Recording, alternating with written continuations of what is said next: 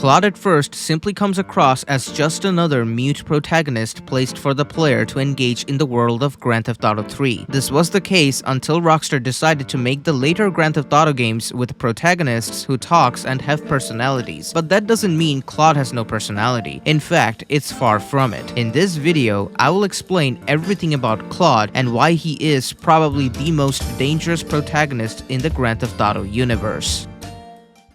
So let's start off with who he is. Despite being known as Claude Speed, Claude's full name was never revealed. Then why do people believe his name is Claude Speed? The answer is simple. In GTA 2, for the first time ever in the series, you had to play as a fixed protagonist who is called Claude Speed. In GTA 3, when Rockstar simply transitioned to a 3D game, they decided to name the protagonist Claude again. My theory is that it was probably some sort of a placeholder thing, because both GTA 2 and 3 have fixed protagonists, where GTA 1 had a bunch of protagonists we could play as. His name, being Claude, is not mentioned in the game at all. We get to know his name is Claude because of the fact that the game files contained the name, and GTA San Andreas mentioned him. But where is he from? Very little is known about Claude's life. Rockstar Games, however, has stated that by 2001, Claude is definitely a drifter, probably from the West Coast, new to Liberty City, with no known family, and that his surname may or may not be Speed. In early 2000, design sketches for Claude by Rockstar North in GTA 3, the game design document, his original description indicated that he was intended to be a 29-year-old. However, all of his character backgrounds and ages listed in the early design document contradict the established canon of the final game and its subsequent prequels. You have been a busy boy. This leads us to the events that happened in 1992 when Grand Theft Auto San Andreas took place. By then, Claude was a top contender in an illegal racing ring and owned an abandoned garage in Doherty, San Fierro. He became involved with Catalina, who had recently split up with Carl Johnson.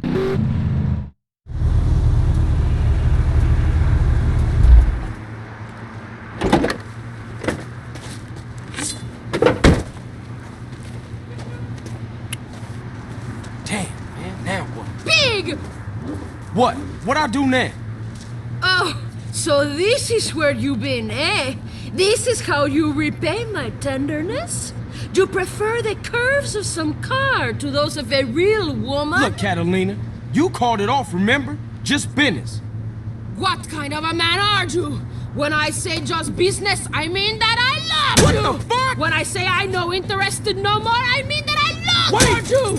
And Hey, when that's I my... say that I Wait, miss Catalina, you... wait! Leave my car alone. I did this for us, for me and you. It's too late. I don't love you no more. I love another, okay? What? Then what the fuck was this about? I cannot keep my passions hold up. They need a release. That was a good release. Like hitting a man with a frying pan while he sleeps. This, Carl? This is my new man. Are you jealous? Are you going to fight for me? Nah, I could take rejection. You are jealous and a coward. Now let's race! Crazy bitch. Before racing CJ in a losing effort, following the loss, he hands over his garage to Johnson before leaving San Andreas with Catalina. The two then head to Liberty City. You had the unfair advantage! Being a better driver ain't no unfair advantage. You think you're clever, but it is you who is missing the point. Not only was he racing, but he was satisfying me. Fully. What are you gonna say about that? The advantage of a stick shift, I guess. Yeah, whatever. Anyway, man, what is it? Cash or pink slip? There you go! Goodbye, Mr. Johnson. I will not be missing you. Hey, wait a minute, bitch! What is this shit? The deed to a garage in San Fierro. My lover needs his car so we can go to Liberty City. Liberty City? Yeah, whatever. Have a good time. I will. Fine. Okay. Go. I ain't gonna miss you. Goodbye. This did not affect CJ at first, but later he finds out about the garage and gets very angry at Claude. Motherfucker! That mute asshole, that fucking snake without a tongue, gave me this shithole instead of a pink slip. I must be the biggest fucking idiot in the whole fucking world. Holmes, take it easy. At least we're alive. Carl, friend, fellow traveler, relax, man. You're really killing my fucking vibe here. Well, I'm sorry I'm fucking up your vibe, old man, but I can't wait to get my hands on that mute and your bitch-ass cousin. My cousin? You're gonna diss my familia? My bad, man. I'm just pissed for all of us. I mean, look, we in a strange place. We got shit to our name, and for once, I try to make something work this garage, and it ain't even a garage. Then make it into a garage. Oh, that's a great idea, sis. Won't you shut up? Another thing that needs to be cleared up is that Claude was always mute. CJ also mentioned this in San Andreas. Some people have theories that apparently Claude was hit in the neck from behind by Catalina that made him mute, which is obviously not true. Maria actually gives a call to Laszlo on the radio and she talks about Claude being mute as well. All right, let's go over to here to line 79. Hello, you're on Chatterbox. Hello, is that Laszlo? Yes? Oh, wow, I'm on the radio. How exciting. Oh, thank you, Laszlo. Oh, man, I mean, what else is there? I could go on all day, but, well, you know how it is, don't you, Laszlo? Not really. I mean, what's your name? What'd you call about? I'm sorry. I'm Maria, Maria, like Mamma Mia, only different, but, men, M-E-N. It's a dirty word, there's only 3 letters. You know what I mean? I mean, your broadcasters are all the same, aren't you? I mean, I heard about you. You're always out on boys' nights. Whoa, what are you talking about? I'm married. One of those convenience jobs to protect you, I bet? I know what you're all like. You know more about men than I know about leopard skin furniture. So less of that clever stuff and give me some advice. I mean, come on, I got real problems. You see, okay, I had this boyfriend, and at first, he was real kind to me. He was a real gentleman, a little bit older and everything, but, he treated me really good. And then it all went wrong, and so, I found someone else, and he seems real nice, but, he don't talk too much, so I really can't tell if he likes me. And, well, I guess what I want to know is, how do you tell if a guy is serious? I mean, he treats me good, but he don't seem real interested in me. He's always working and hanging out with the guys. Say, you don't think he's like you, do you? What do you mean like me? What are you insinuating? That he's on the radio? Well, probably not. You're listening to Chatterbox, where your opinion matters, or at least we say that.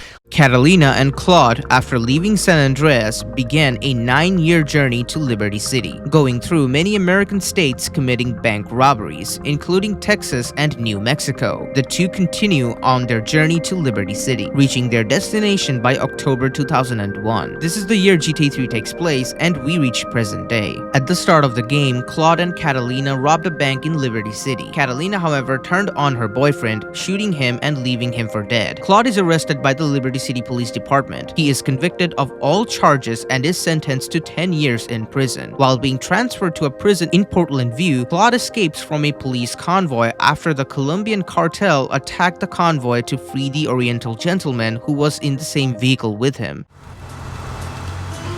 Liberty City is in shock today as the police and emergency services deal with the aftermath of a devastating attack on a police convoy this morning. As yet, no details have been released about the prisoners being transferred in the convoy, and no group has claimed responsibility. The convoy left police headquarters early this morning for a routine transfer of felons to Liberty Penitentiary. The attack took place on the Callahan Bridge, leaving few witnesses and the bridge itself severely damaged. Some of the convicts are thought to have perished in the explosion that followed the initial attack. Revelations as to the professionalism of the attack struck police hours afterward, when identification of the missing felons were further hampered by an attack by computer hackers on police headquarters databases. With the Porter Tunnel project falling behind schedule, this disaster leaves Portland isolated from the rest of the city.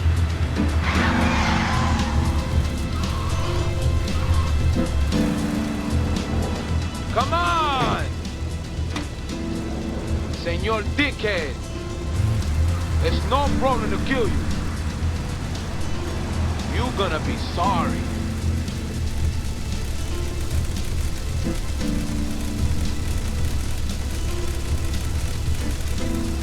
Aye, get lost.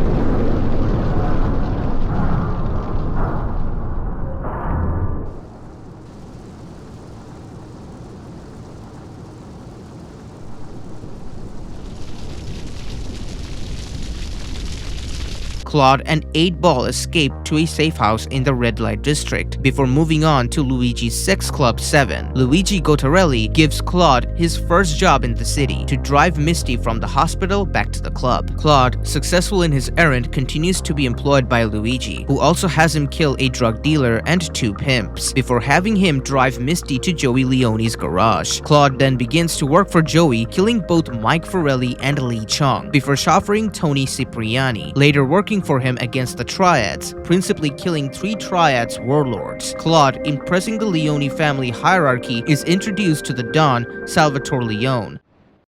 You did good back there, kid. Real good. Come on, let's introduce you to the Don. Hey, Luigi! Oh, my girls have been missing you so long, Salvatore. You've been away too long. You tell them once this unfortunate business is taken care of, we'll all go down to the club and celebrate, okay? It's my boy. How you doing, Pop? You got yourself a good woman yet? Hey, your mother, God bless her soul, would be turning over in her grave to see you without a wife. I know, Pop. I'm working on it. Tony! How's your mama? She's a great woman, you know. Strong. Firenze. She's good. Fine. Terrific, terrific.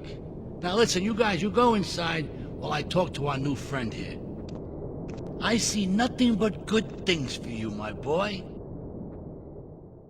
Salvatore, seeing nothing but good things for Claude, has him looking after his girl Maria for the evening. Hey, Maria, move your butt. Dumb Burro does this every time. And here she is, the one and only Queen of Sheba. What were you doing up there? Whatever it was, I bet it cost me money. Well, you don't think I hang around here for the conversation, do you? Get in the car and keep your big mouth shut. Take the limo, but bring it back in one piece, you hear me? And watch her. She can be trouble. Yeah.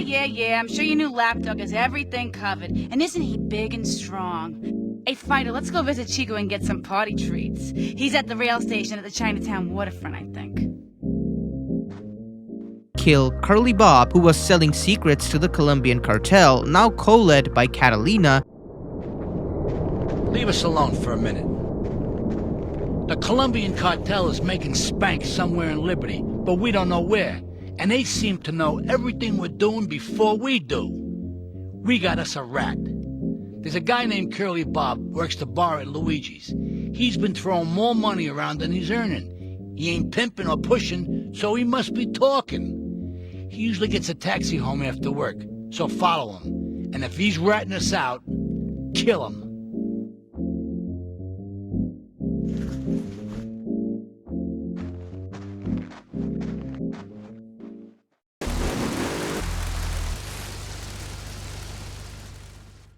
Here comes our little friend, Mr. Big Mouth himself. Were you followed? You know what goes on here is our little secret, amigo. No, I wasn't followed. You got my stuff? Here's your spank, squealer. Now talk. Okay, so the Leones are fighting wars on 2 fronts. They're in a turf war with the Triads, with no sign of either side giving up. Meanwhile, Joey Leone has stirred up some bad blood with the Forellis. Every day they're losing men and influence in the city. Salvatore's becoming dangerous and paranoid. He expects everybody and everything. And with loyalty like yours, what has he possibly got to worry about?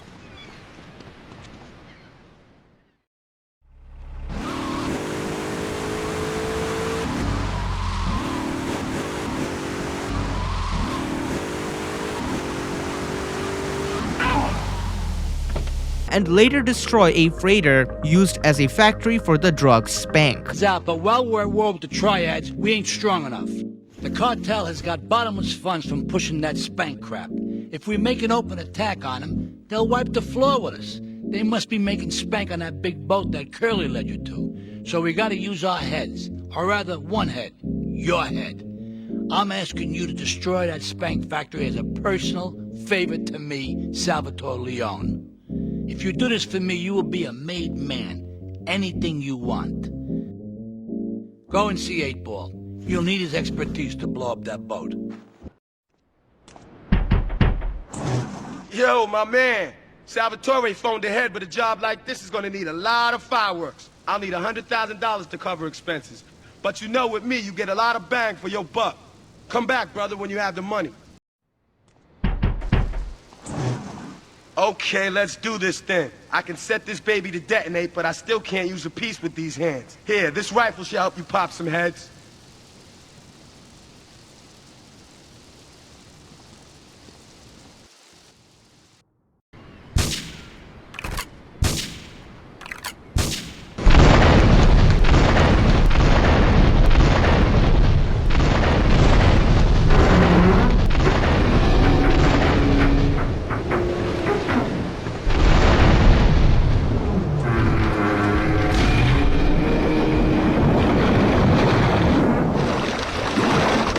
During this time, Claude also works for El Burro, the leader of the Diablos, helping him on various tasks and Marty Chonks in his attempts to get out of his various problems. After destroying the cartel freighter, Salvatore attempts to kill Claude by having him enter a bomb-fitted car. Salvatore's girlfriend Maria, however, pages Claude and directs him to a small pier where the two meet Asuka Kazan, co-leader of the Yakuza, and flee to Staten Island after Maria had told her boyfriend that she and Claude were an item. Asuka, unconvinced of Claude's loyalty, has him kill Salvatore Leone to prove himself, before having him kill a number of other people causing her problems, even though Claude also had reasons to take revenge on Leone due to the fact that he tried to kill him. Claude did not show an ounce of mercy to him. After that, Asuka introduces him to her brother Kenji and Ray Makowski, a corrupt policeman working for the Yakuza. Claude helps Kenji with his problems, including settling debts and freeing a man from prison,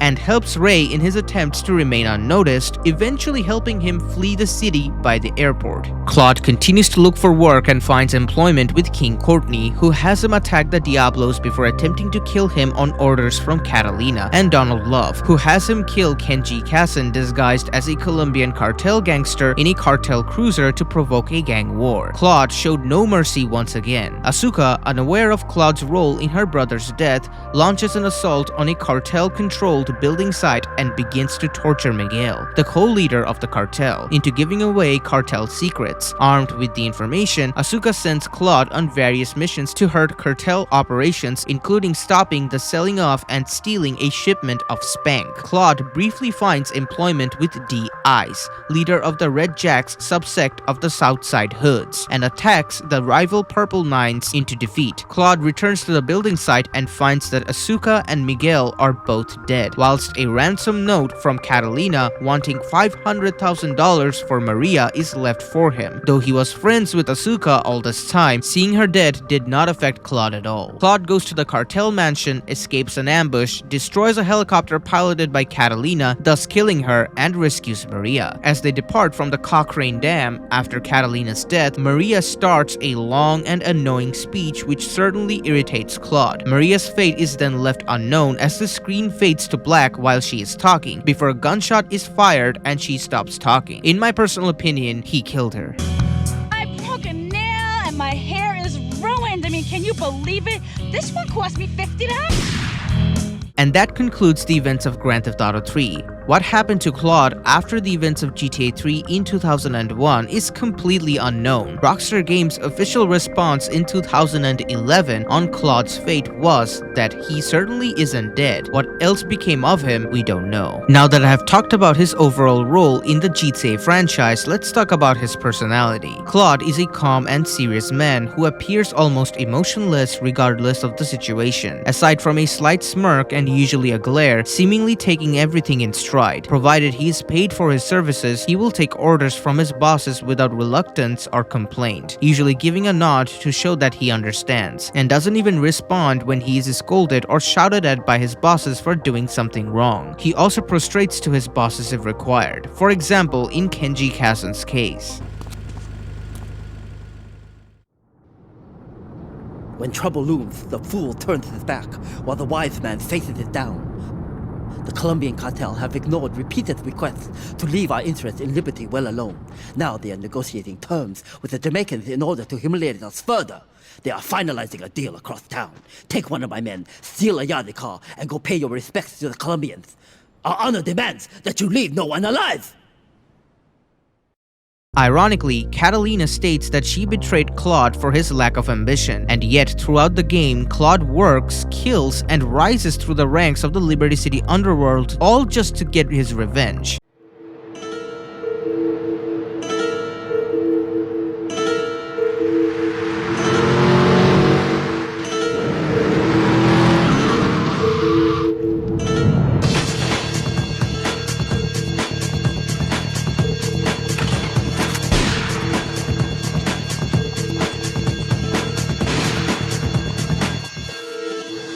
Sorry, babe. I'm an ambitious girl. You're just small time.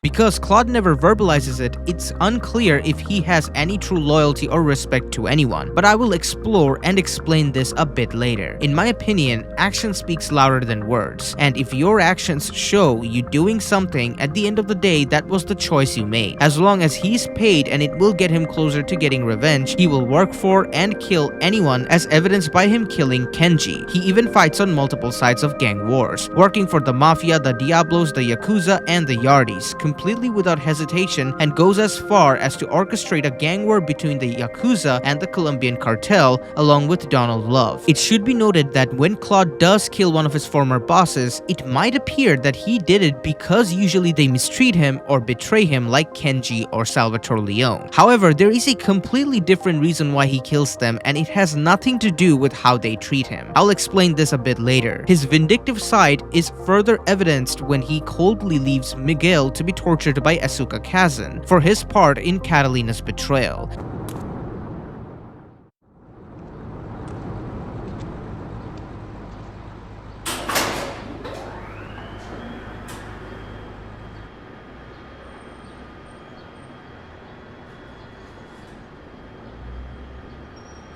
Hey, let's get this out of here.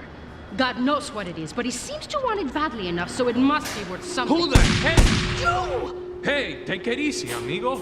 No es nada, no es nada. I left you pouring your heart out into the gutter! Hey, don't shoot, amigo.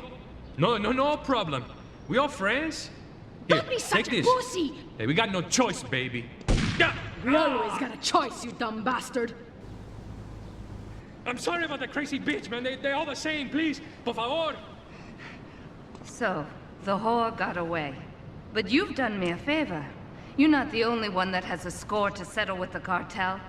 This worm killed my brother. I never killed no Yakuza. Liar! We all saw the cartel assassin. We are going to hunt down and kill all you Colombian dogs. I'll be operating on our friend here to extract information and a little pleasure. You, drop by later. I'm sure I'll require your services. Please, amigo. Don't leave me here with her, man. She's psycho, chico, man. Please, amigo. Hey, amigo. Amigo. He might appear to have an amicable relationship with Asuka and Maria, since Asuka is willing to help Claude in his goal for revenge when she learns about Claude's history with Catalina. But in reality, he simply used her. When it comes to Asuka's death, I have already mentioned it, but Claude absolutely did not care about her, and you can see it from his very relaxed body language.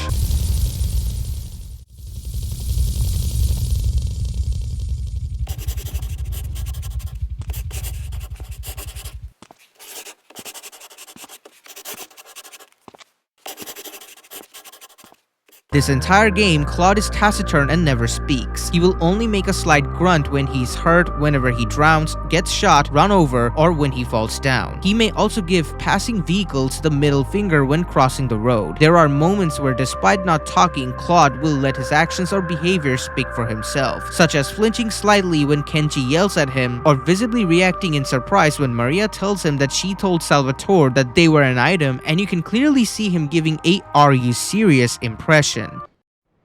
Listen, Salvatore thinks that we're going behind his back, so he was offering you to the cartel in order to make a deal. I couldn't let him do that. I mean, the worst thing is, it's all my fault because I told him we were an item. Don't ask me why. I don't know. Look, you're a marked man on the Mafia turf, and I've got to get out of here, too. I've seen too much killing, too much blood. This is a friend of mine, okay? She's an old friend. It's so good. She's someone we could trust. Come on, enough of the speeches. We better get out of here before we get more hysterical Italians wanting less friendly reunions. The aforementioned leaving Miguel to his fate and seemingly attempting to intimidate Carl Johnson when the latter has an argument with Catalina over a racing prize. There you go! Goodbye, Mr. Johnson. I will not be missing you. Hey, wait a minute, bitch! What is this shit? The deed to a garage in San Fierro. My lover needs his car so we can go to Liberty City. Liberty City? Yeah, whatever. Have a good time. I will. Fine. Okay. Go. I ain't gonna miss you. Goodbye. Claude remains true to his mission of finding and taking revenge on Catalina for leaving him for dead. It's also clear that Claude is primarily out for himself and will use people for his own ends or benefits until he no longer sees a reason to use them anymore, which more often than not ends with Claude killing them. Might as well leave no one alive, as there is always a chance they will come after you or are witnesses to your activities. Worth noting is that Claude may possess a simple, almost childish sense of humor. In all of the missions given by Kenji, Claude engages in the preemptive bow with great enthusiasm. So much so that during the final mission, he does it without even realizing that Kenji is actually yelling at him.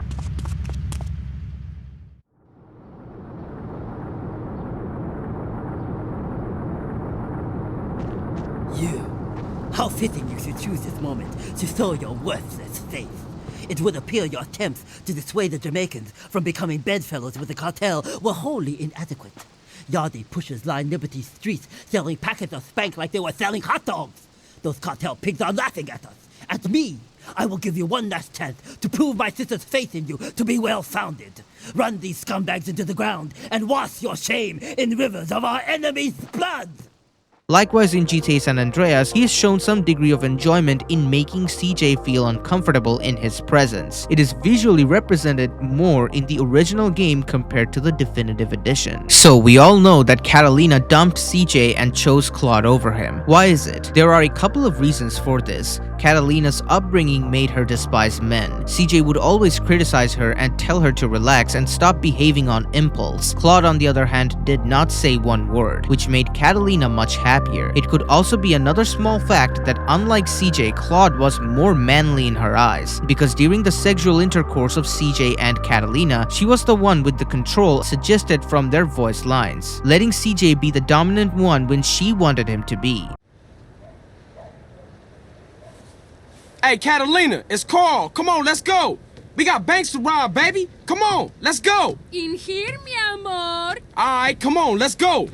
You get your sorry ass in here right now, Carl Johnson, or I shove a fucking hand grenade up it. All right, I'm coming.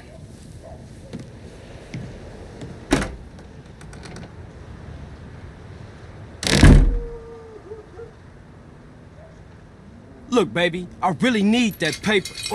Oh my God! What in hell's name is that? This, you fucking prick? This is a rack. I'm gonna torture baby, your sorry ass. Please, no. You never write to me. You don't call.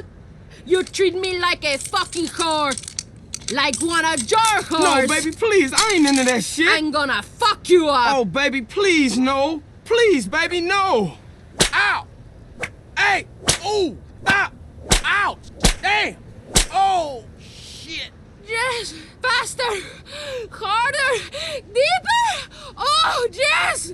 Yes. Yes. Maybe we can go out and rob now? In my opinion, CJ respected Caesar and had to put up with Catalina somehow. That's why he never retaliated on her. Not to mention, CJ also does not appear to be as much of a psychopath as Claude is. It all made Catalina like Claude over CJ, and that's why she always told CJ how much of a man Claude was and satisfied her compared to CJ. I know it's you just stinking perro! Look, just say what you gotta say. I ain't interested in the stupid games. Stupid games? This is my heart you play with. What? Look, you... Damn! Gotta change my number. Hello, Claude, baby. I thought I'd call to say how much I love you and how well endowed you are. Nah, Catalina. It's Carl. I think you got the wrong number. Oh, Carl. So sorry. It is such an easy mistake to make. Especially when I am so light-headed with love and lust. Yeah, well, No time. Bye! Hey, what's up? Hello? Yes, Claude! Faster, harder, deeper! Oh, yes! Yes, yes! Catalina, you sick. Get help.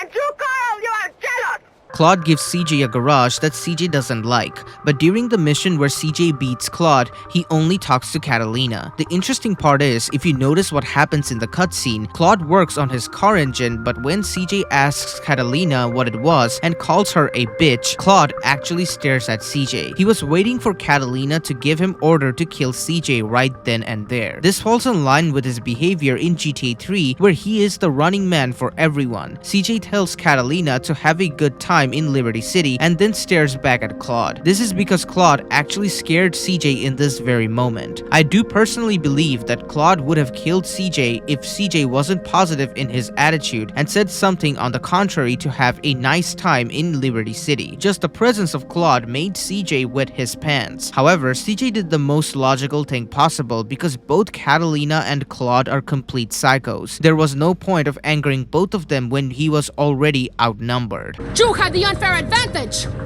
Being a better driver ain't no unfair advantage. You think you're clever, but it is you who is missing the point. Not only was he racing, but he was satisfying me. Fully. What are you gonna say about that? The advantage of a stick shift, I guess. Yeah, whatever. Anyway, man, what is it? Cash or pink slip? There you go! Goodbye, Mr. Johnson. I will not be missing you. Hey, wait a minute, bitch! What is this shit? The deed to a garage in San Fierro. My lover needs his car so we can go to Liberty City. Liberty City? Yeah, whatever. Have a good time. I will. Fine. Okay. Another important thing that some people miss is that Claude dates Catalina from this point onwards up until 2001, which means he managed to date her for 9 years, but CJ could not even handle her for 4 missions. This begs the question, why did Catalina call CJ after the breakup? Why would she talk about Claude to CJ? It's because not only is she a complete psychopath and narcissist, she is also a sadistic person. A sadistic person is someone who gets satisfaction or joy seeing someone else suffer from mental or physical pain that is usually caused by them on that person. That's why she called CJ to make him feel like he missed out and was jealous. This is also happening because when she rejected CJ, instead of being hurt, CJ was actually happy and told her that he can take a rejection before they ended up racing together. And the reason she never killed CJ is because of Caesar. She prioritized what Caesar said to her about CJ, which is that he was a true man. He also was going to be the brother-in-law of Caesar, which is why she never killed CJ after the breakup. It's too late! I don't love you no more. I love another, okay? What? Then what the fuck was this about? I cannot keep my passions hold up. They need a release. That was a good release. Like hitting a man with a frying pan while he sleeps. This, Carl? This is my new man. Are you jealous? Are you going to fight for me? Nah, I can take rejection. You are jealous and a coward. Now let's race! Crazy bitch. Let's get back to Claude now and answer the important question. Why did Catalina betray Claude? Catalina's true loyalty always lied to herself and probably her family too, because she left CJ alive because of Caesar. But in this case, after 9 years, Catalina got everything she ever wanted with Claude. Now it's time to venture somewhere else, because she's bored with Claude. Keep in mind, they dated in the first place because they both were psychopaths who helped each other and was a partner in crime. Breaking up with Claude would mean leaving a witness behind. It would mean if he ever got caught, she would also be on the watch. Unfortunately for her, she should have gone for the head. You're just small time.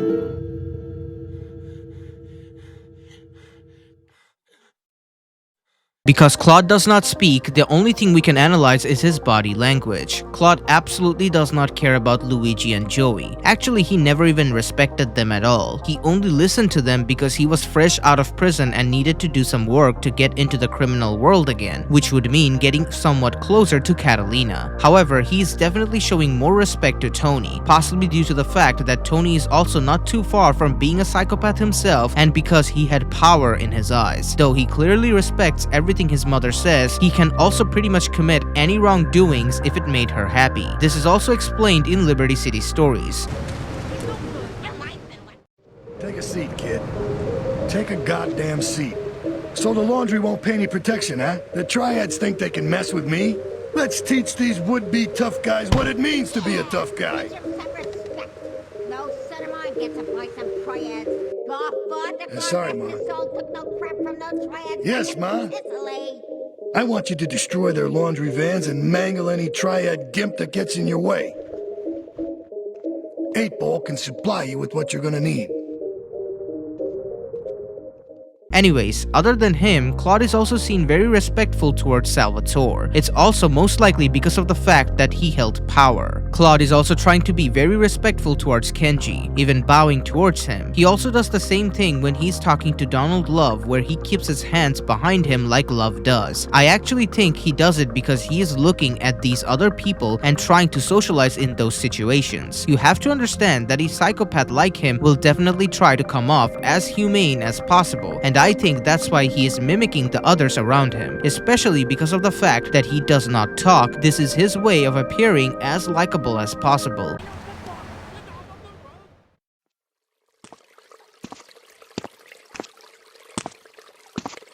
Nothing drives down real estate prices like a good old-fashioned gang war, apart from an outbreak of plague, but that might be going too far in this case.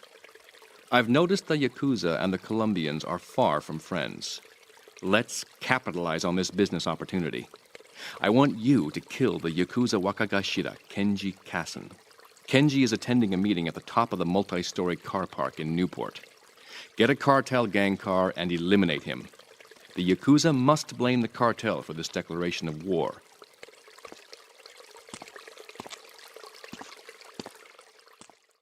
Another reason, which is more likely why he shows respect to certain characters but doesn't do the same for others, is because he only respects power. Donald Love and Kenji hold significant power compared to Asuka, which is why Claude's body language when he talks to Asuka is really not as strong as it is when he talks to someone like Donald. Luigi was just another pimp in Claude's eye, which is why he never respected him, because other than that, he was nothing. For Joey, his inability to be in a long-term relationship that was also meaningful with a woman made him embarrass himself in front of his father. This is why I believe Claude also had no respect for Joey. He saw it early when Joey was having a fling with Misty. This made Joey had a weakness, which was lust, making him lose his respect from Claude's perspective and overall have no power.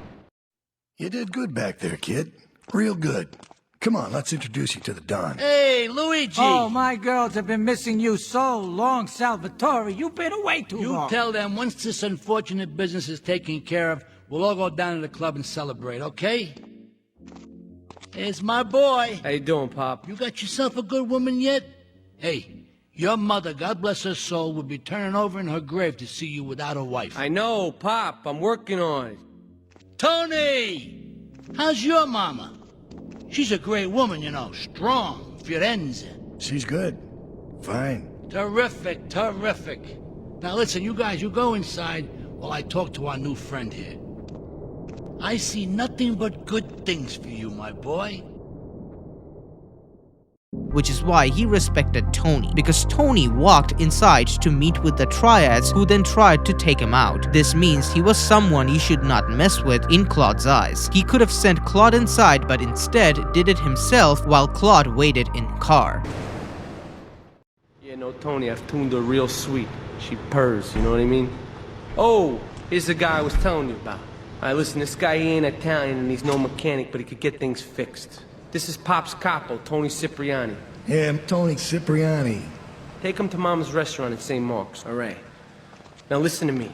I'm planning a job that needs a good driver, so drop by sometime later, okay?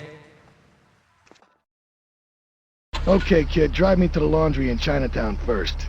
I got a bit of business to take care of. Those washerwomen ain't been paying their protection money. And watch the car, Joey just fixed this junk heap, so no fancy crap, okay? Wait here. Keep the engine running. This ain't a social call.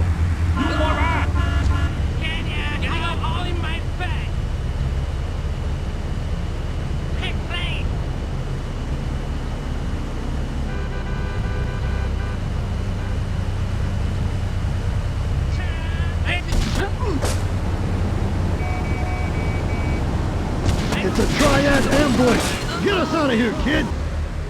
The triads think they can mess with me. The triads. With me. Drop by later and we'll give them something to launder. Their own blood-stained clothes.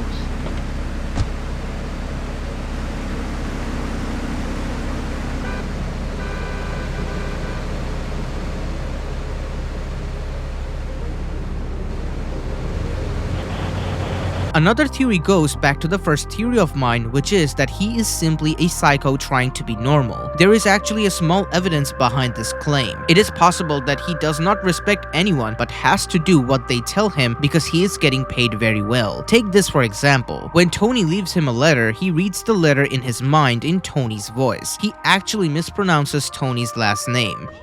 Tony's off making people bleed.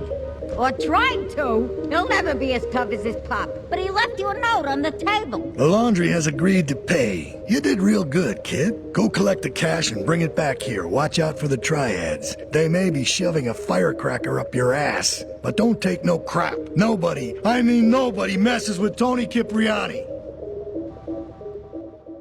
Notice it was said to be Cipriani. His last name is actually pronounced Cipriani. This is because a clue or hint towards the fact that he actually never even paid attention to Tony's full name.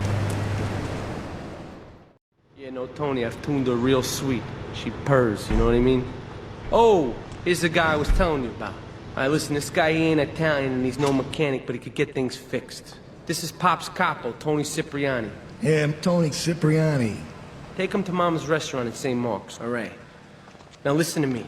I'm planning a job that needs a good driver, so drop by sometime later, okay? Which is why, in his mind, when he's reading it, he made a mistake. Now let's answer the question. If he truly respected power and nothing else other than that, then why did he kill Kenji? Kenji owned a casino and was the boss of Yakuza, but he killed him because of the fact that his loyalty lies only to himself. He definitely admired the power these people hold, but that does not mean he also admired the individual. It very much is the case in this instance.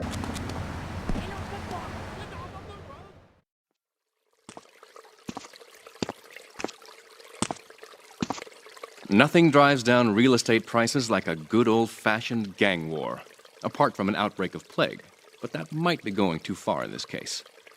I've noticed the Yakuza and the Colombians are far from friends. Let's capitalize on this business opportunity.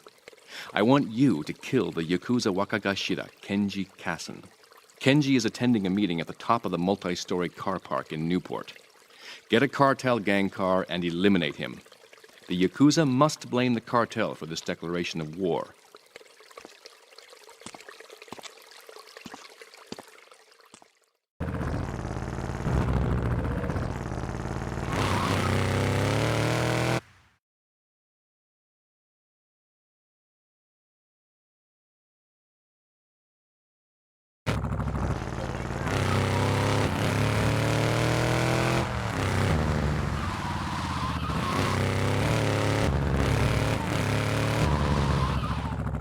kill people. All on your special multi-story complex. We got a 1073 in North Newport. He also never considered 8-Ball anything else other than a partner in crime who helps him to get jobs done, which is why he killed Salvatore Leone without telling 8-Ball anything at all. When Claude was offered as a sacrifice by Salvatore Leone, this made Claude realize that the Leones are actually not as powerful as they appeared to be. After all, everyone has a weakness. It is possible that Claude showed respect to Salvatore Leone because he was the most powerful mafia. He was also a very old man, which was a sign that he had to be intelligent. You cannot survive as a criminal and make it to your old days without being intelligent. Before I go any further, I need to explain a mechanic that is in GTA 3. There are missions in GTA 3 where completing them will completely cancel out missions given by someone else. This is because the missions that get cancelled out are actually side missions. Older Grand Theft Auto games never specified to the players if a mission is a side mission or not. For example, many people complain about Demolition Man from Vice City only to never realize that it was a completely optional mission that is required for 100% but not for beating the main story. I needed to explain this because missions that are given by Joey and Kenji are actually completely optional missions, at least some of them. You can kill Salvatore Leone at the beginning of Act 2 that will completely wipe out the missions given to you by Joey later on, because it makes no sense to work for a guy whose father you kill. Why did I explain this? Because a lot of players believe that Claude actually killed Kenji because in the mission Smackdown, he was very rude to Claude. This is disproven by the fact that you can actually kill Kenji without even playing his missions, which means Claude killing Kenji had nothing to do with him getting mad at Claude. Another example that completely disproves this is the fact that Ray also called Claude useless and got very angry at him. You useless bastard! You're totally messed up! My ass is on the line, and you can't even kill a goddamn fly! I paid you good money to kill that witness, and he ain't dead! And today he's gonna make a federal deposition! He's being moved any second now from the Carson General Hospital up in Rockford. If he squeals, I squeal!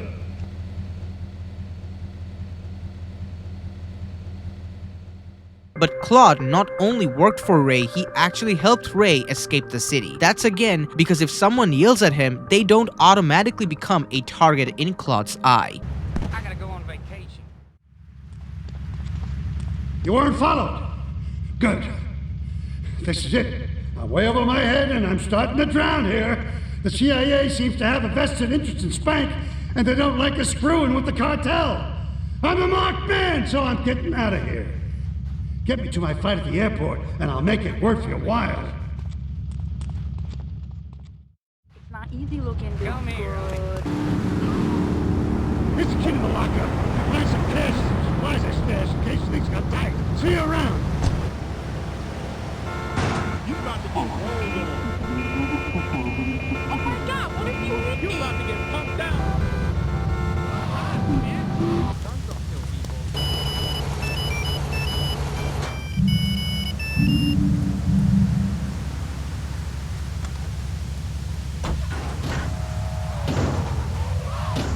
You have to also consider the fact that Claude and Catalina were in a relationship for 9 years. Do you actually think someone like Catalina did not yell at Claude at any time in those 9 years? And this leads us to Donald Love. Donald Love is a powerful man who is also a cannibal.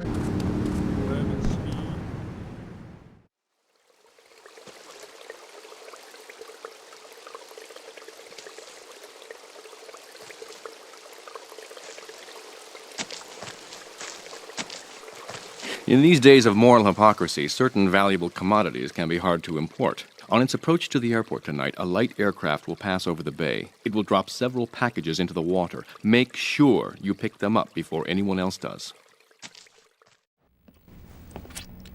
Antonio, que pasa, amigo? You do know I'm Italian, don't you, Don? Not, Spanish? Of course. How silly of me.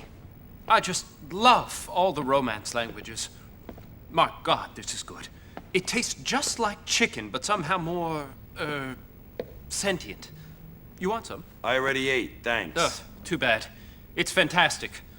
I have some more delicacies about to be served. The liberals would have a field day, of course, but how little they know of life's real pleasures. Sophistication and democracy have always been such uneasy bedfellows. Listen, Don, we need to win this election, okay? We need to make sure that there's no skeletons in the closet, if, you know what I mean? Right.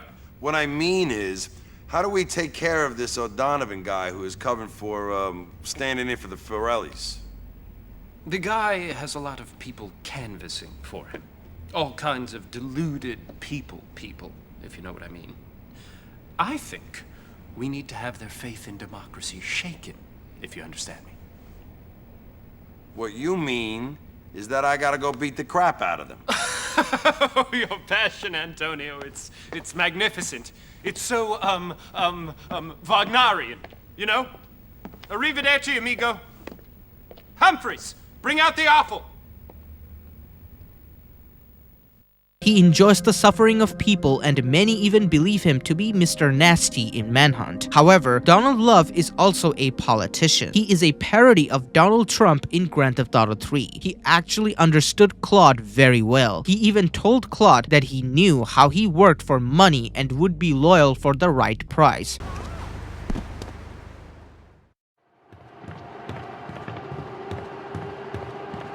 First of all, let me thank you for dealing with that personal matter. People will read something into anything these days. Experience has taught me that a man like you can be very loyal for the right price, but groups of men get greedy. A valued resource, an old Oriental gentleman I know, has been kept hostage by some South Americans in Espatria. They're trying to extort additional funds from me, but I don't believe in renegotiation. A deal is a deal, so they'll not see a penny from me. Go and rescue my friend. Do whatever it takes. Not to mention, Love is probably the richest guy Claude is working for, which is why he hints it at Claude all the time that he understands that as long as he would pay the most amount of money to Claude, he will be loyal to him. Let's move on to some minor characters and side activities now. The first side mission fixer is El Burro. He's the leader of the Diablos. At first, Claude works for him from a payphone by winning races and killing some mafias. El Burro of the Diablos. You are new in Liberty, but already you are gaining a reputation on the streets. There is a street race starting by the old school hall near the Callahan Bridge. Get yourself some wheels, and first through all the checkpoints wins the prize.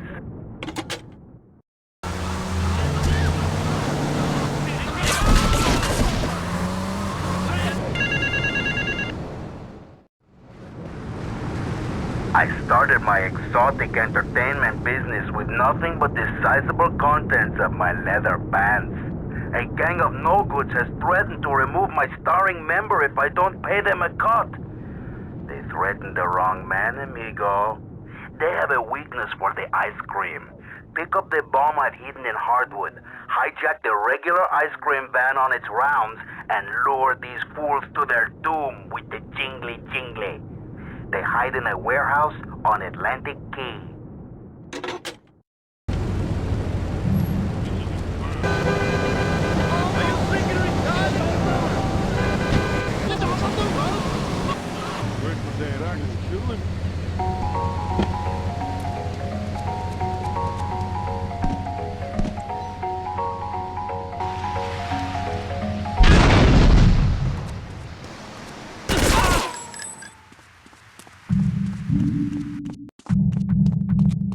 After a while, he starts to work for King Courtney, who is also the boss of the Yardies. He wanted to test out Claude's loyalty and asked him to kill a bunch of Diablos. Again, Claude has no problem to do it as long as it makes him money.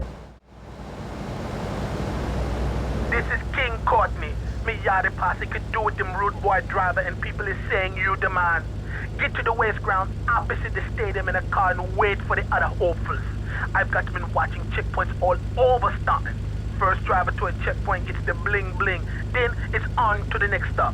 If you get more checkpoints than any other driver, I can have me a little work for you.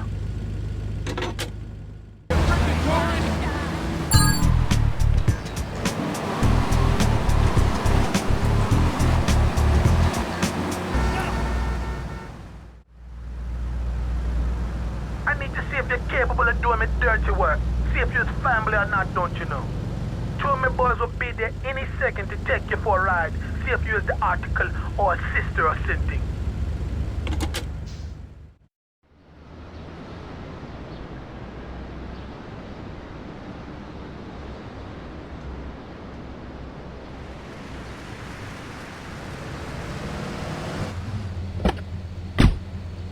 We're going for a little ride into Hepburn Heights. Kill me some filthy Diablo boo-boo spin batting up me lady Queen Lizzie. You do the driving and the shooting and the dally and a boot.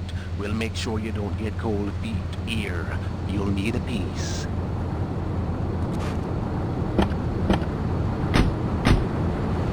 Laughing vampires dance! Let's drive.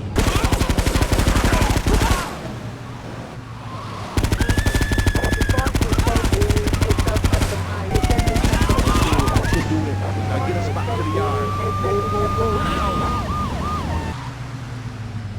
Okay, you're the kind of man we like as friend now.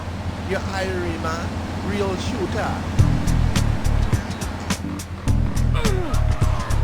But what he got wrong was the fact that Claude can betray him too for the exact same reason. After this, the Diablos will become another gang that will be angry at Claude and will always try to kill him. Beside money, El Burro had no other work for Claude. In Claude's eye, that made him useless, which could be another reason why he betrayed El Burro. Beside the garage of Joey, a payphone will ring some times of the day. This is another mission giver by the name Marty Chonks. Marty hires Claude to kill his bank manager, two thieves, and a wife because they all betrayed him and his wife cheated on him.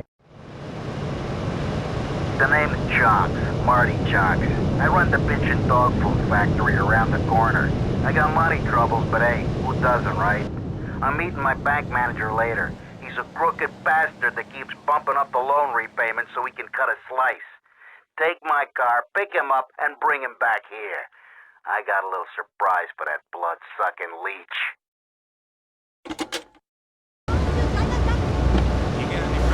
Oh, Mr. Chonks sent you, did he? Let's go and pay the fellow a visit.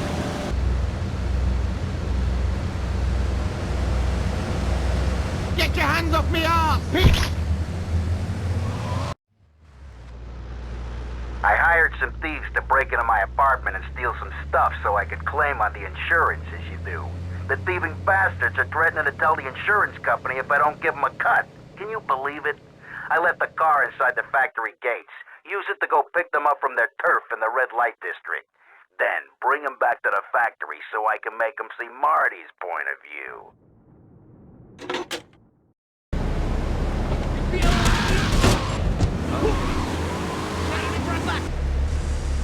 Easy there, partner. Whoa! Put it down. Come on, put it down. The business is gonna go under unless I get a hold of some serious cash soon. My wife has an insurance policy, and all she's ever been to me is a hole in my pocket. I've left the car in the usual place. Go and pick up my wife from Classic Nails and bring her back to the factory.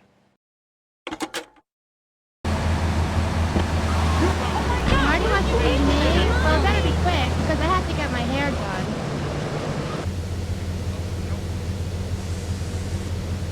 Hattie, stop! And the payments for these missions are $1,000, $1,000, $2,000, and $4,000 for the last mission. The reason it's $4,000 for the last mission is because when Marty tells Claude to pick up his wife's lover, he actually gives a threat to Marty. Claude decides to simply take him to Marty, who then dies by the hand of this guy, and you get $4,000. It's because Marty paid you $2,000 for the job as usual, but the guy who he owed money to and his wife cheated on him with gave Claude the other $2,000. It's because this man realized Claude is just another gun for hire who will do anything for money and is only loyal to money and nothing else. Damn, I'm in trouble. Turns out my wife was seeing some guy I owe money to. He's got real angry, and he's looking for payback. I've agreed to see him. He thinks I'm gonna pay him off, but my guess is Liberty's dogs are gonna get yet another flavor this month.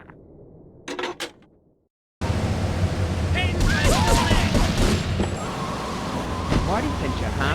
Okay, I'm gonna show that kid to me when we work business.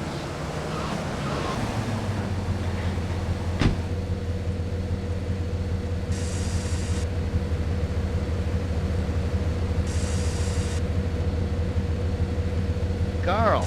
Hi. I need more time to get your money. But if you just step into my office... It's far too late for that, Marty. You had your chance. But now, I'm taking over the business. Loser!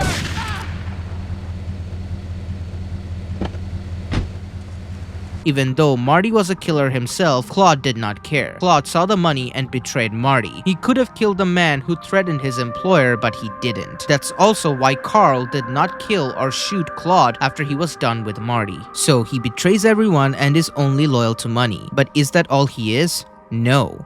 Claude is also at times very intelligent. If things can fall under his path and he can control them in his advantage, he will do it. Donald Love tells Claude to kill Kenji while being in a Colombian cartel car so that he can frame the Colombian cartel for the reason Kenji dies, thus starting a war between the Colombians and the Yakuza. And because of the fact that Claude framed the cartel for killing Kenji, he can now go after the Colombian cartel himself and eventually reach for Catalina while getting help from the Yakuza, since the Yakuza's artificial enemy is the Colombians now. This is Claude being a criminal mastermind. He not only got paid to start a war, he then took advantage of that situation to get close to his personal goal, which was to take revenge on Catalina. Which is why when Asuka sees Claude, he keeps his posture in order to help himself blend in that situation.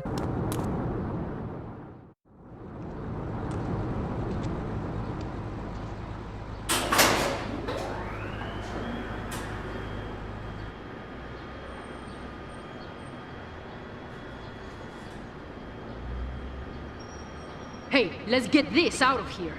God knows what it is, but he seems to want it badly enough, so it must be worth something. Hold on, hey! You! Hey, take it easy, amigo.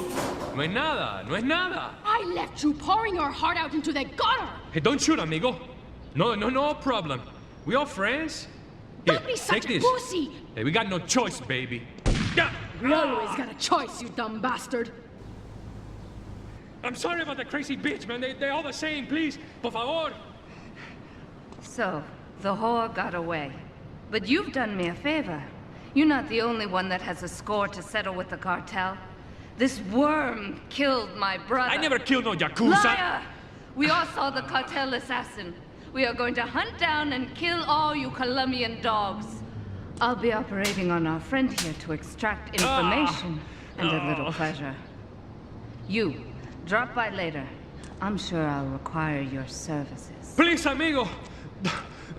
Don't leave me here with her, man. She's psycho, chico, man. Please, amigo. Hey, amigo. Amigo.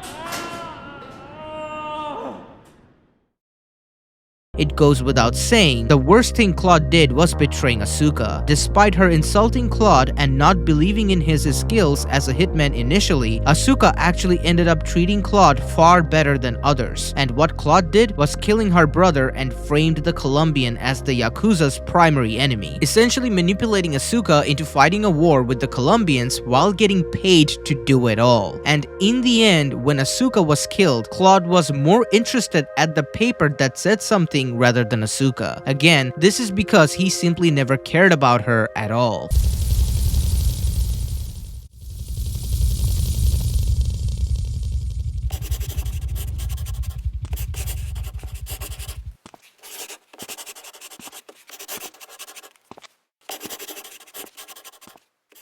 And this leads us to the last mission, the exchange. First of all, why did Claude bring the $500,000 as mentioned by Catalina to her? If he wanted to take revenge, it makes no sense that he would bring her the money because Claude does not care about Maria, right? So why does he do it? This is exactly why earlier in this video, I went so much in depth to explain Catalina. He takes the money to Catalina because he knows that she was a narcissist. Remember, they dated for 9 years. That's enough time to pick a thing or two about someone. He knew that getting that money to her would make her feel great, whereas if he tried to kill her in a different manner, he would simply be fighting her guards as she would be ready for him. She already tried to kill Claude multiple times because she knew he was going after her, which is why he brought her the money. And that way, she would get the joy of winning, but it will also make Claude get closer to her and increasing the chances of him killing her. And don't forget that he is a psychopath, but he is also a very skilled killer. He knew he could get out of that situation and thus managed to kill all the guards.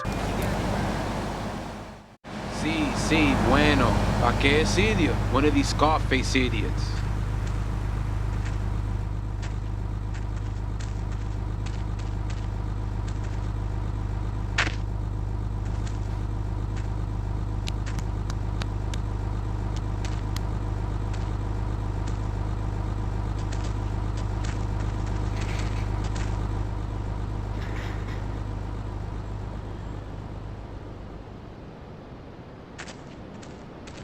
The real question is, did you turn up to rescue Maria or to get me back?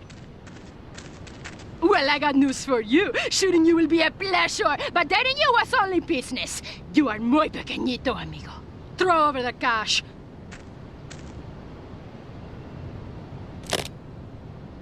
You have been a busy boy, but you haven't learned. I'm not to be trusted. Kill the idiot!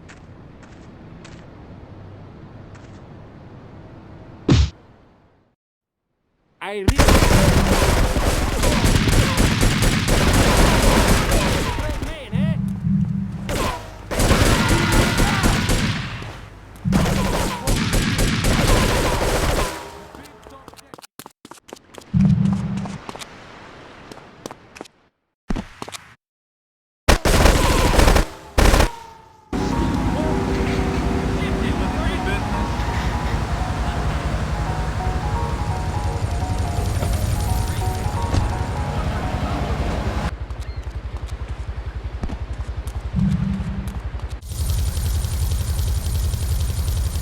This thing airborne!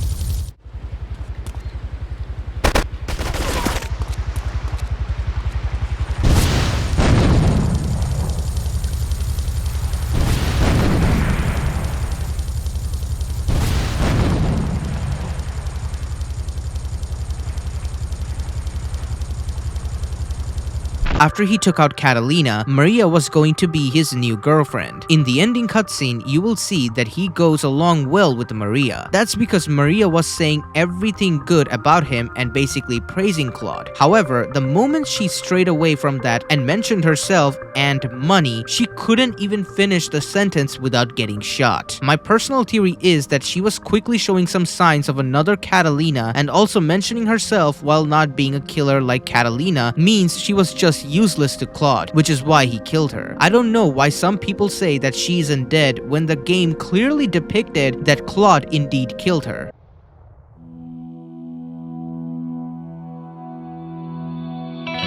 Residents in Cedar Grove have been coming to terms with the emotional aftermath of a full-blown war that hit the area yesterday. Local resident Clive Denver described to police a single gunman that he saw fleeing the scene with a dark-haired woman. We're gonna have such fun, cause you know, I love you. I really do, cause you're such a big, strong man, and that's just what I need. Anyway, what was I saying? I forget, but you know what it's like, don't you? The sound of explosions shook nearby homes as people ran for cover. Several citizens were injured in the panic as gunfire was exchanged between ground forces and a helicopter circling the dam. Yeah, we got a good view from down here in the gardens. When the copter finally got taken out, better than the fireworks on the 4th of July. With the death toll already over 20, police are still finding bodies. There have been no official denials concerning rumors that the dead were members of the Colombian cartel, and still no leads as to the cause of the massacre.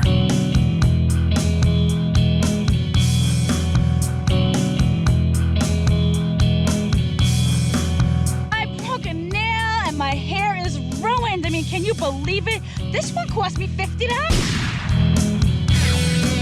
If I ask you who is the most dangerous protagonist, you will probably have a different answer from everyone. But in my honest opinion, I truly think Claude is the most dangerous over all other protagonists in the GTA series. The reason is simple. He is simply too unpredictable. Someone who leaves behind no pattern of their action is extremely difficult to read, if not impossible, because he only bows down to power and is loyal for the right price, which means anyone paying him more more than someone else, he will be loyal to them. There is also always someone more powerful than others in the world of crimes, in which Claude operated. Tommy Vercetti respected the elders and also had his limits. He got angry at Maud Hansen for hating children with passion and called her if she was a psycho or not. Tommy was also very loyal to Sonny. Despite Sonny being the reason Tommy was in prison for 15 years, Tommy could never accuse him directly simply because of the fact that it was not part of his character. He also believed Lance, even though there were clear signs that he cannot be trusted at all. If it was Claude, he would have killed Lance the moment he realized Lance was not going to be useful to him at all. Tommy tolerated Lance during the bar scene, but Claude would have killed him right then and there. But then again, Claude does not speak, so there is a chance that he could have kept Lance alive because he would have needed someone to talk for him. I have already talked about CJ and how Claude was probably going to kill CJ right when he confronted Catalina. That alone is enough to tell that he was more dangerous than CJ. If compared to Tony and Victor Vance, they both also had their limits. Tony deeply cared about his mother. He really wanted to do everything his mother told him to do in order to become a true man in his mother's eyes, who never appreciated Tony and was a bad mother. Victor started committing crimes in the first place because of his brother Lance. Again, the reason everything Claude did was revenge on his girlfriend and money. Moving on to Niko Bellic from GTA 4, he cares about a lot of people, and though his initial purpose of coming to Liberty City was also revenge, Niko Bellic actually feels guilty of doing some bad things in his life. He's evil enough to commit them, but is also aware enough to understand the consequences of his actions, whereas Claude won't stop at anything. As long as he gets closer to his goal and gets paid, he will do what he needs to do. He has no guilt or guilty conscience whatsoever. Now let's get to Trevor.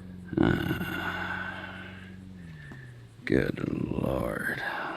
Trevor is often considered to be the most dangerous protagonist by a lot of GTA fans. Trevor is also considered a psychopath in GTA 5. He's also a cannibal, and the references of him enjoying eating human flesh are there. But Trevor is also very loyal and tends to have some moral. For instance, after knowing that Michael really got Brad killed and buried him in his place, Trevor could not shoot Michael, even though Michael shot at Trevor twice. This is because Trevor is loyal. He confronted his best friend who he thought was dead but found out now that he never died. But he could not take the shot. If anything, he later went after Michael and actually saved him. During the ending of GTA 5, there are 3 options, and 2 of those let the players kill either Trevor or Michael as Franklin. If the player chooses to kill Michael, Trevor never shows up because he won't turn on Michael. But if the players decide to kill Trevor, Michael will show up and help Franklin, and they both then burn Trevor to death. This shows you the limits of Trevor and the morals that he has. Claude, on the other hand, has no friends whatsoever and does not care about anyone else other than himself. Though he is not a cannibal, or at least showed no signs of being someone like Trevor, he is still far more dangerous than him. Michael obviously has his family who he cares about deeply and is ready to kill his best friend if it meant his family would have been safe. Franklin is considered the heart of Grand Theft Auto 5, and this isn't something that comes from the fans and me. It also comes from the developers of GTA 5 as well, who believes that Franklin is the moral compass of GTA 5. Despite the 3 endings, there are multiple clues that show that GTA 5 had Death Wish as the canon ending, which basically means in the universe of GTA, this is the ending that actually took place while the other 2 of killing the protagonists did not. Again, this is a clear sign that Franklin actually cared about his friends and did not want Michael or Trevor to die. Instead, he chose to kill the enemies of the 3 and end the journey. Once again, Claude saved Maria after killing Catalina, but that was not something he was going after. The moment Maria started talking about herself and mentioned money, Claude wiped her with a shotgun, showing that Claude kept her alive simply because of the fact that she kept praising him and nothing else. This brings me to the point if Claude can actually be stopped or not. The answer is elimination. The only way Claude can stop causing chaos is if he has a reason to do so, which also benefits as him. The reality is there will almost always be reasons to kill someone or do something that will give him some sort of benefit, whether it be money, revenge, or any other personal interests. Even if he is placed in a prison, he will kill his inmates who dare to intimidate him. Again, this is because that way he holds power, and it will also get rid of his enemies. Other than eliminating Claude, there might be truly no other way to stop him. If that is true, then what happened to Claude after Grand Theft Auto 3? After everything he did, it is possible that he got a lot of heat from the authorities and other gangs, which means this has either killed his likeliness of making money since no one trusts him, or it can also happen that he would keep on getting more jobs as the gangs realize he will be loyal for the right price. But realistically, I think he left Liberty City because he had nothing to do in Liberty City anymore. The Yakuza's trust is also no longer needed. I believe he will go back to what he was good at, which is being a criminal. And the fact that he already committed as much chaos as possible in Liberty City, it's probably time that he did the same thing but on another city or state where he doesn't have enemies or eyes on him. But I really believe he won't stop being what he is unless, as I stated, he is actually eliminated. And that pretty much covers up everything related to Claude. He's a psychopath and a criminal mastermind who tries to take advantage of every single possible situation. But being able to outgun his enemies and outrun the cops when they try to catch him makes him a very dangerous individual as well. On top of that, he is also very unpredictable, and he is not loyal to anyone, doesn't love anyone other than himself, and also does not bow down to people unless they possess a lot of power. Every other protagonist in this series shows some level of compassion about someone or something, or might have morals or loyalty at some level. Claude, on the other hand, only has his actions. Claude in a lot of ways reminds me of Anton from No Country for Old Men. The only difference I see is that Anton actually wanted to make everyone have a choice to keep their heads up. That's why he would always give them a choice to choose either heads or tails. But Claude does not bother to do that either, having no empathy towards his victims or anyone else, making him probably the most dangerous individual in Liberty City as well. Thank you for watching. If you enjoyed, please become a member of my channel and get early access to my videos. Thanks to Do You Smoke TV for being a loyal member of this channel. More lore videos and iceberg content on Grand Theft Auto games are coming soon. With that being said, Perfect and Rager signing out.